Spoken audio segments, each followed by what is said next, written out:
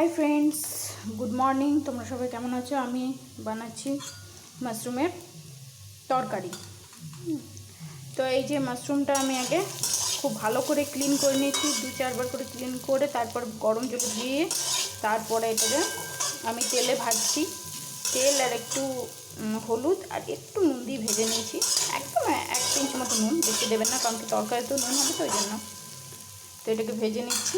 তারপরে এই যে ঝিঙে আর আলু দিয়ে আমি তরকারিটা করবো। হ্যাঁ, ঝিঙে আলু দিয়ে তরকারি বেশ কষা কষা করলে দারুণ লাগে খেতে এই মাশরুমের তরকারিটা।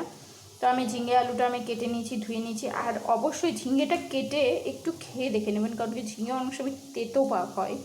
তো তেতো হলে রান্নাটা একদম বরবাদ হয়ে যাবে, সেই জন্য আমি একবার একটু করে খেয়ে দেখে নিয়েছি। তেতো নয়, একদম মিষ্টি আছে, দারুণ আছে ঝিঙেগুলো।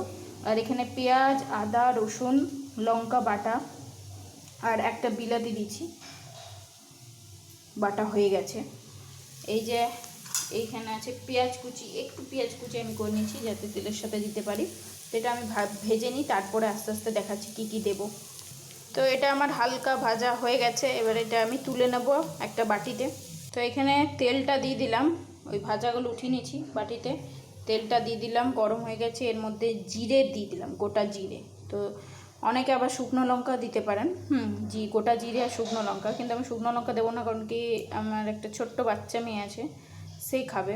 তো মানে ঝাল খাই না, সেই জন্য আমি শুকনো লঙ্কাটা স্কিপ করলাম। আপনার চাইলে দিতেও পারেন, তাহলে ওটাতে আরও সুন্দর লাগবে গন্ধটা।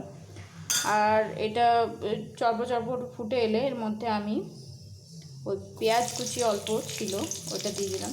যেহেতু বাটাতে অনেক পেঁয়াজ কুচিয়ে পেঁয়াজ দিয়েছি বাটা মশলা, সেহেতু পেঁয়াজ কুচি এইখানে একটুই দিলাম, বেশি দিলাম না, ঠিক আছে। বাটাটাতে আমি 4টে পেঁয়াজ দিয়েছি, মাঝারি সাইজের।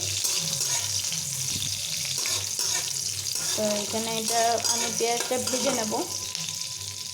পেঁয়াজগুলো হালকা ব্রাউন হয়ে এলে আমি এখানে ঝিঙে আর আলুটা দিয়ে দেবো।